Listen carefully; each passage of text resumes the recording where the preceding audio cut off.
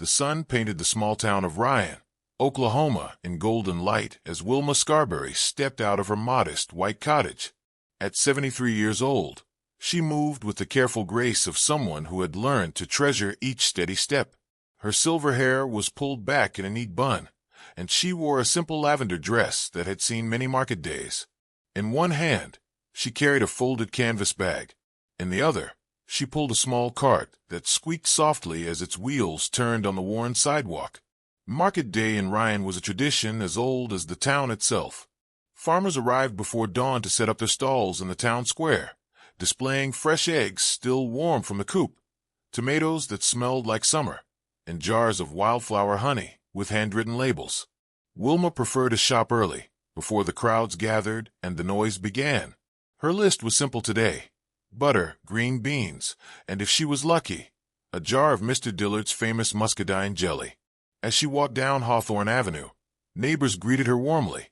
"Morning, Miss Wilma," called a teenager on his bicycle, wobbling slightly as he waved. She smiled back, her voice carrying the warmth of genuine affection. "Morning, Corey. Tell your mama I said hello." A few houses down, a man in work clothes tipped his hat respectfully. "Ma'am," he said simply. Wilma nodded back. "Mr. Darnell." This was how life moved in Ryan, with simple greetings, long memories, and deep roots.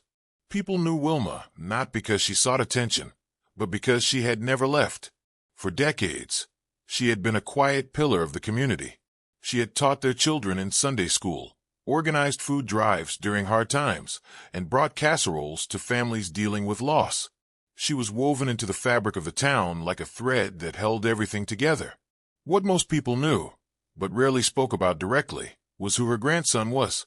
Mike Tyson, not the controversial figure from magazine covers or the fierce boxer from television highlights, but Michael, the boy she had helped raise when his mother worked double shifts. She had packed his school lunches, helped with homework, and been there during the difficult times when his quick fists got him into trouble and teachers didn't understand the pain behind his anger. Wilma never bragged about their connection. She never had to. In a small town, some things were simply understood and respected without needing to be announced. The town square was coming alive as she arrived. White canvas tents dotted the market area, their corners fluttering in the gentle morning breeze. The smell of fresh bread drifted from the corner where the local bakery had parked their delivery truck. Farmers were still arranging their displays, carefully positioning jars of preserves and straightening hand-painted signs advertising their prices. Wilma moved among the stalls with quiet purpose. She knew exactly what she was looking for and where to find it. Her fingers tested the ripeness of peaches with the expertise of someone who had been shopping these same stalls for 50 years. She weighed green beans in her palm, judging their quality by touch alone. The vendors smiled when they saw her coming, knowing she was a customer who appreciated their hard work and paid fair prices without complaint.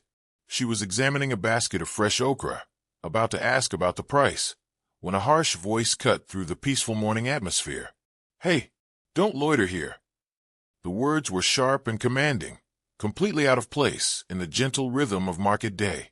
Wilma looked up, her instincts immediately alert to the wrong tone in that voice. The sound came from the parking area just beyond the market stalls. A tall man in a tan sheriff's uniform stood with his arms crossed, towering over 4 teenagers who had been standing beside their bicycles.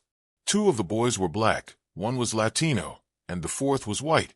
They held a small football between them, clearly in the middle of some innocent game or conversation.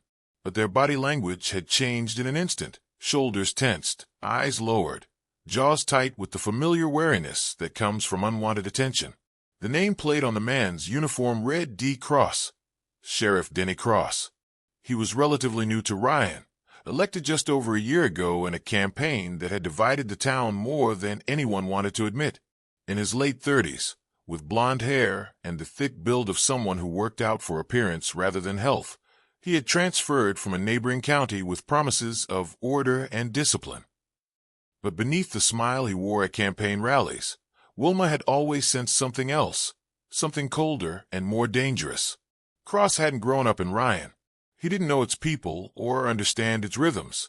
He wore his badge like armor and carried himself like someone who preferred to be feared rather than respected. Now he stood over those four teenagers like a storm cloud, his presence turning a peaceful morning into something tense and threatening. The boys said little in response to his aggressive challenge. Their posture spoke volumes, shoulders pulled inward, eyes cast down, jaws clenched tight. They knew better than to argue with a man who held power over them, but their silence only seemed to fuel his aggression further. Wilma felt something shift in her chest as she watched the scene unfold. These weren't troublemakers or delinquents. They were kids she recognized from around town. Good kids who went to school, helped their families, and had every right to exist in public spaces without being harassed. The injustice of the moment burned in her throat like bitter medicine, but she knew she couldn't simply watch from the sidelines. Setting down the okra she had been examining, Wilma stepped forward. She didn't rush or make any dramatic gestures. Her movement was deliberate and calm, but it drew attention. Several vendors paused in their work, and shoppers turned to see what was happening. The atmosphere in the market began to change, like the air pressure before a thunderstorm. "Excuse me, Sheriff," Wilma said, her voice cutting through the tension with quiet authority. "Is there a problem here?" Her words were respectful but firm, carrying the weight of someone who had dealt with bullies before and refused to be intimidated by uniforms or titles. Cross turned toward her, irritation already clouding his features. At first, he didn't recognize her, just another elderly woman interrupting what he probably saw as police business. But then something flickered in his expression, a moment of recognition followed by calculation. His face shifted into a fake smile that didn't reach his eyes, the kind of political expression he had perfected during campaign season. "Not unless you make one, ma'am," he replied, his words too smooth and rehearsed. The threat was subtle but unmistakable. He was warning her to back down and mind her own business. Wilma looked at the four teenagers, then back at Cross. "These young men live here," she said clearly. "They go to school here. Maybe instead of yelling at them, you could take a moment to learn their names." Her suggestion was reasonable and delivered without malice, but it landed like a challenge in the charged air between them. A hush fell over the nearby market stalls. Someone behind a produce table stopped stacking jars of jam. A woman with a peach in her hand paused mid-bite. The morning's peaceful rhythm had been completely disrupted, and everyone could feel the tension building like pressure in a kettle about to boil. Cross's jaw tightened visibly. His fake smile disappeared, replaced by something much more dangerous. "Oh, and I suppose you're an expert on law enforcement now." His voice dripped with condescension, the tone of a man who believed that age and gender made someone an easy target. But Wilma didn't flinch.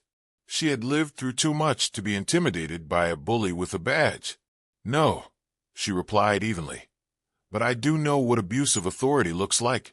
I've lived through enough of it." Her words hit their mark with surgical precision, calling out his behavior without raising her voice or losing her composure. The sheriff's eyes narrowed dangerously. His hand moved closer to his belt, fingers drumming against the equipment clipped there. "I suggest you keep walking," he said, his voice dropping to a threatening growl that carried an unmistakable warning. Wilma held his gaze for a long, steady moment.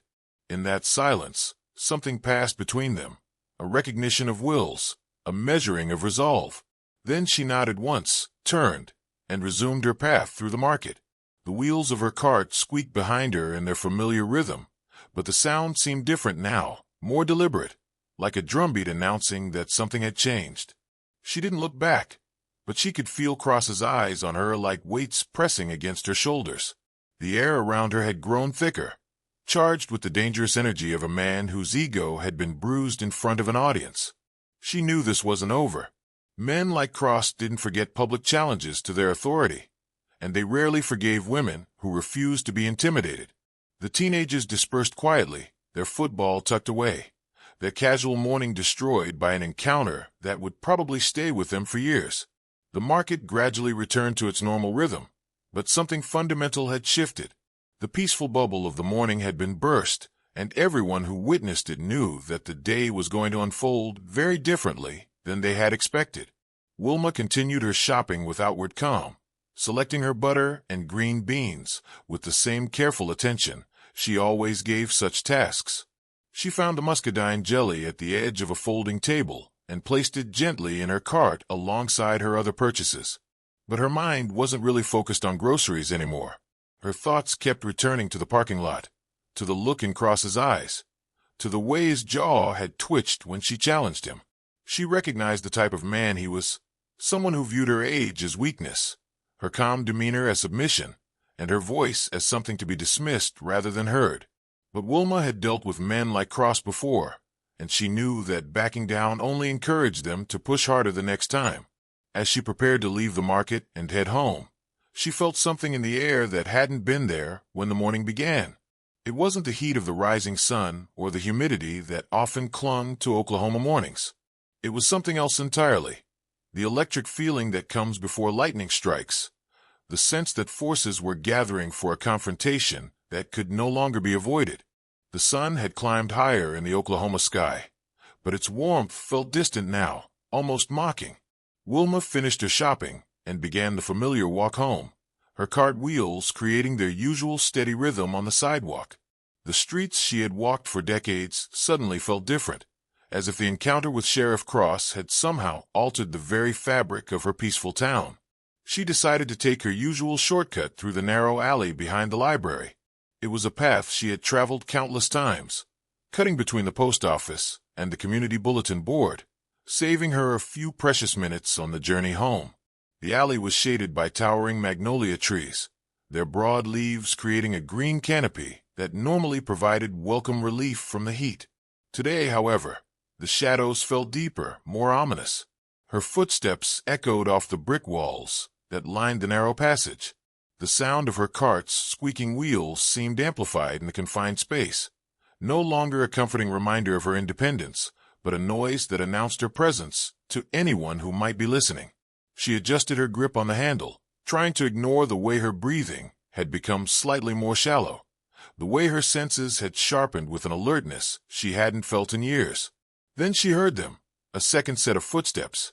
Not hurried, not obviously threatening, but deliberate and purposeful.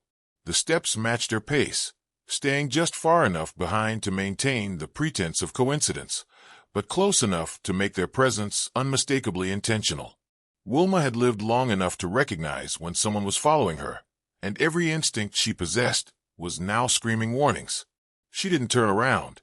Decades of experience had taught her that fear invited danger, that sudden movements often escalated situations that might otherwise remain manageable. Instead, she continued walking at her normal pace, keeping her spine straight and her movements confident. She had learned long ago that predators often looked for signs of vulnerability, and she was determined not to give this one any encouragement. "Ma'am," a voice called from behind her, the tone clipped and familiar in the worst possible way. Wilma's heart sank as she recognized Sheriff Cross's voice, but she forced herself to stop calmly and turn around with dignity intact. Cross stood about 15 feet behind her, his uniform now slightly rumpled, the top button undone, as if the morning's confrontation had loosened something in him that had been carefully controlled before. His jaw was set in a hard line, and his lips had thinned into something that looked more like a snarl than a mouth. One hand rested near his belt, fingers hovering just inches from the flashlight and other equipment clipped there. His other hand hung loose at his side, but she could see the fingers twitching slightly, like a cat's tail before it pounces. "You got a minute?" he asked, but the way he phrased it made it clear this wasn't really a question.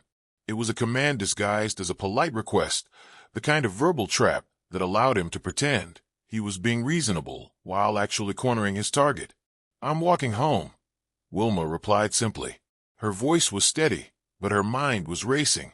The alley suddenly felt much smaller, the walls closer together, the shadows deeper. She was alone with a man who had already demonstrated his willingness to abuse his authority, and she was beginning to understand just how dangerous this situation had become. "You went out of your way to embarrass me today," Cross said, stepping closer. His voice carried the wounded pride of someone who had been publicly challenged and couldn't let it go. "You made a scene in front of everyone." The accusation hung in the air between them, heavy with implied consequences. "I didn't raise my voice," Wilma responded calmly, stating a simple fact. I offered perspective.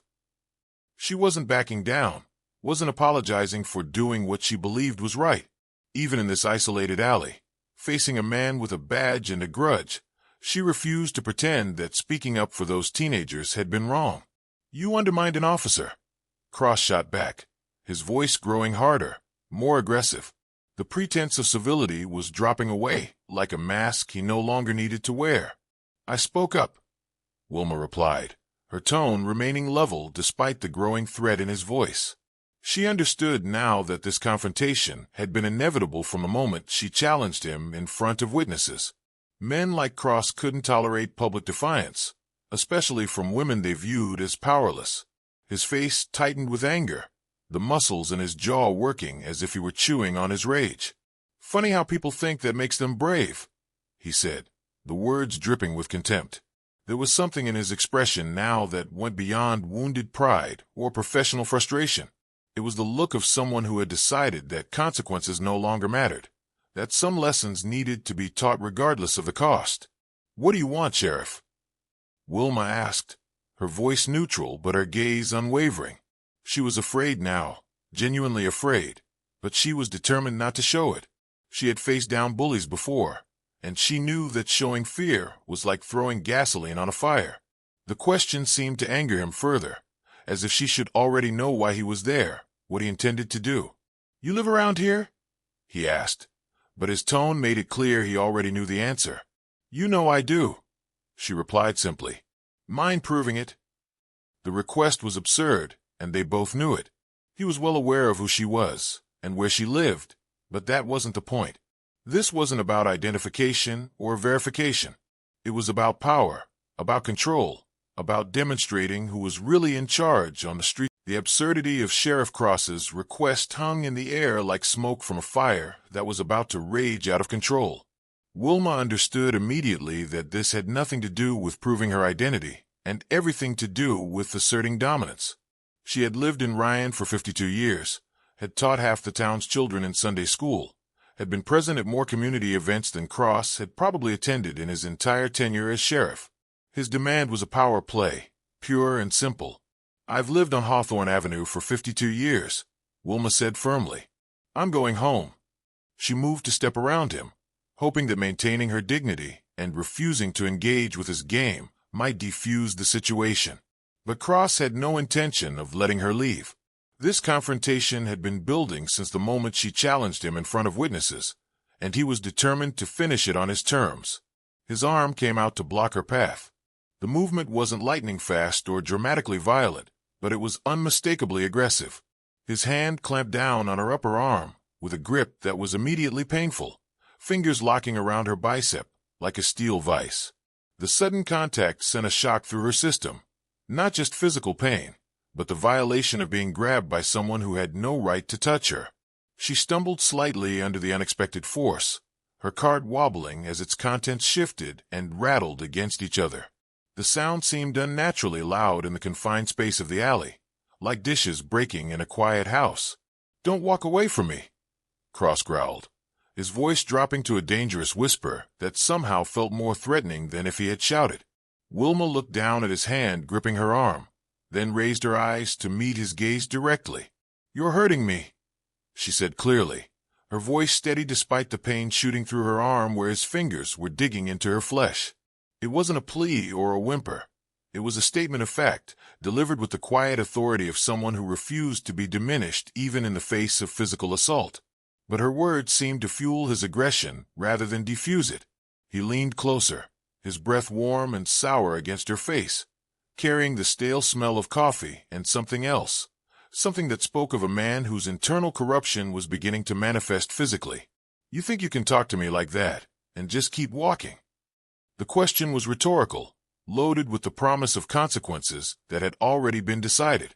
Wilma didn't answer. She tried to pull her arm free, gently at first, hoping to avoid escalating the situation further. But Cross held tighter, his grip becoming painful enough to leave bruises. Then, without warning, he yanked her forward and shoved her backward in one violent motion. Her shoulder blade struck the brick wall behind her with a sickening thud, the rough mortar scraping through the thin fabric of her lavender dress and tearing at the skin beneath.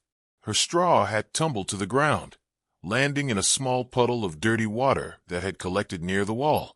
One of her practical shoes slipped halfway off her foot as she struggled to maintain her balance. The handle of her shopping cart twisted awkwardly in her grip as the cart tipped onto its side, spilling some of her carefully selected groceries onto the alley floor.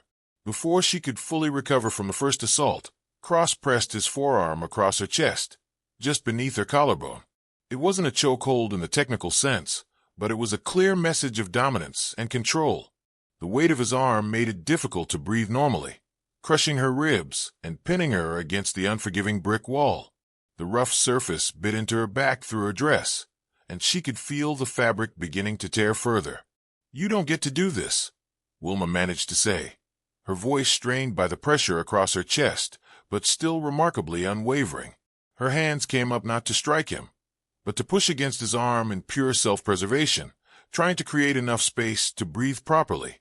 "You're resisting," Cross snarled, as if her natural instinct to protect herself from suffocation somehow justified his escalating violence. It was the kind of twisted logic that allowed corrupt officials to rationalize their behavior, turning victims' survival instincts into evidence of guilt. "I'm standing," Wilma replied through gritted teeth, each word requiring effort as his arm continued to restrict her breathing.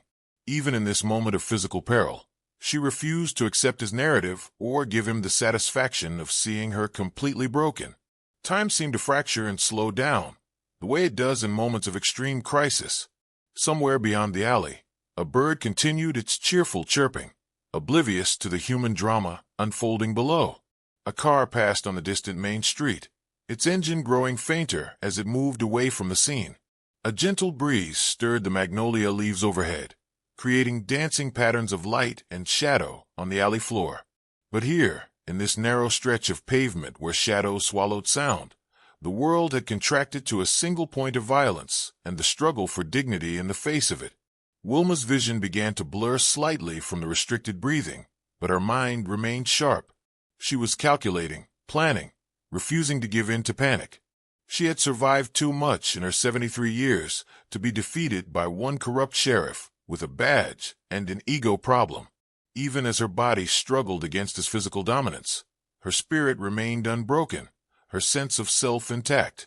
Then, cutting through the terrible intimacy of violence like a sword through silk, came a voice from the mouth of the alley. "Hey, get your hands off her." The voice belonged to Margaret Willis, an elderly woman clutching a paper bag of groceries, who had been walking past the alley entrance when she heard the commotion. Her bag slipped from suddenly nerveless fingers, sending apples tumbling across the pavement and rolling toward the gutter like scattered marbles. Her eyes went wide with shock and horror as she took in the scene before her. Sheriff Cross pinning Wilma Scarberry against the brick wall like some common criminal. "This your business, lady?" Cross snarled over his shoulder, momentarily distracted by the unexpected witness to his abuse of power. It was exactly the mistake Wilma had been waiting for. The instant his attention shifted and the pressure across her chest eased even slightly, she drew in a shallow but precious breath, feeling oxygen flood back into her lungs. Cross turned back to her, confusion and anger warring in his expression. He could sense that the moment was slipping away from him, that the private violence he had planned was becoming something much more public and dangerous to his position. The presence of a witness changed everything, but he had gone too far to simply back down now. Then the sound that changed everything erupted into the morning air. The roar of a powerful engine pushed to its limits. A dark gray pickup truck came tearing around the corner into the alley entrance, its tires screaming against the asphalt as the driver hit the brakes hard. The vehicle stopped just inches from Wilma's overturned cart, close enough that she could feel the heat radiating from its engine. The driver's door swung open with such force that it bounced against its hinges. Out stepped a man who needed no introduction, tall, broad-shouldered, wearing faded jeans and a plain black t-shirt that stretched across a chest built by years of disciplined training. His hands bore the scars of countless fights, and he moved with the controlled grace of someone who understood violence intimately, but had learned when to unleash it and when to hold it in check. Mike Tyson had arrived. Cross's grip on Wilma loosened involuntarily as recognition hit him like a physical blow. His mouth fell open slightly, and for a moment he looked like a child caught in an act of shocking misbehavior, unable to comprehend how his private moment of power had suddenly become so impossibly public and dangerous. "This doesn't concern," Cross began, but Mike didn't let him finish. In one fluid motion that spoke of reflexes honed by decades of professional fighting, Tyson's hand shot out and struck Cross's wrist with surgical precision, knocking his arm away from Wilma's throat. Before the sheriff could even register what was happening, Mike had grabbed him by the collar, pivoted with the smooth efficiency of someone who had performed similar moves thousands of times, and sent him sprawling to the ground. It wasn't dramatic or theatrical. There were no movie-style sound effects or slow-motion sequences. It was simply precise, surgical, and devastatingly effective.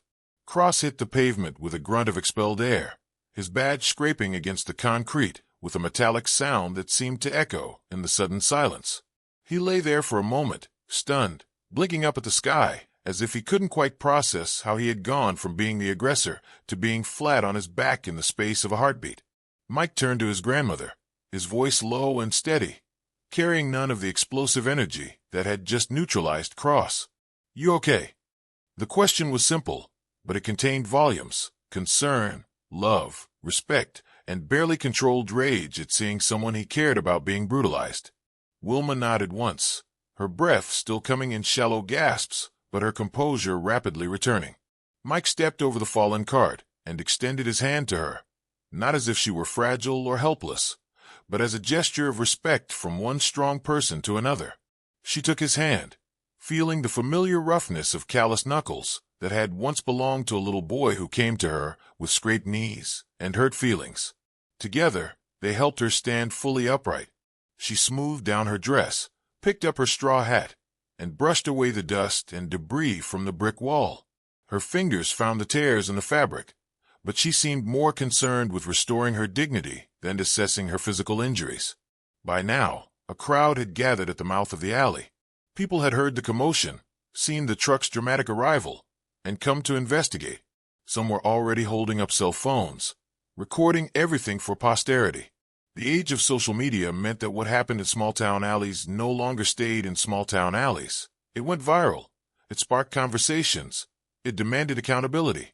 Cross slowly pushed himself up to a sitting position, coughing and trying to collect what remained of his authority and dignity. Both seemed to be scattered across the alley floor along with Wilma's spilled groceries. He looked up at Mike Tyson, his eyes darting between the legendary fighter and the growing crowd of witnesses. He opened his mouth as if to say something, perhaps to assert his authority, perhaps to make threats, perhaps to try to control the narrative, but no words came. There was nothing to say that could explain away what dozens of people had now witnessed. Mike didn't gloat or posture. He simply stood there, calm and immovable, a human wall between his grandmother and any further harm. When he spoke, his voice was quiet but carried the absolute finality of someone who would not be argued with or ignored. "You need to leave." It wasn't loud. It wasn't a threat in the conventional sense. It was simply a statement of fact, delivered with the quiet authority of someone who had the power to enforce his words and the moral certainty to know he was right. Cross blinked, his mouth opening and closing like a fish out of water. For a moment, it looked like he might try to reassert his authority, might attempt to arrest someone or control the situation through the power of his badge. But then he saw the people, the phones, the eyes. He saw the video evidence being recorded, the witnesses who could testify, the career-ending scandal that was unfolding in real time. And he turned and walked away, slowly and awkwardly, his boots scraping against the alley floor like shame being dragged behind him. The silence that followed was different from the silence that had preceded the confrontation. This wasn't the quiet of fear or suppression. It was the charged stillness that follows lightning, the moment when everyone realizes that something fundamental has changed and there's no going back to the way things were before. Wilma stood beside her grandson, one hand resting lightly on the cart he had just set upright for her. Most of her groceries had spilled and scattered, but somehow the jar of muscadine jelly had survived intact, lying on its side but unbroken, a small miracle in the midst of chaos. Justice hadn't come easily or quickly, but it had come, not with sirens or dramatic confrontations, but with the simple presence of someone willing to stand up for what was right. And in that moment, as grandmother and grandson stood together in an alley that had become the epicenter of change, the entire town of Ryan, Oklahoma, understood that some stories are bigger than the people who live them, and some moments change everything that comes after. The real fight was just beginning, but for the first time in a long time, the people of Ryan had reason to believe they might actually win.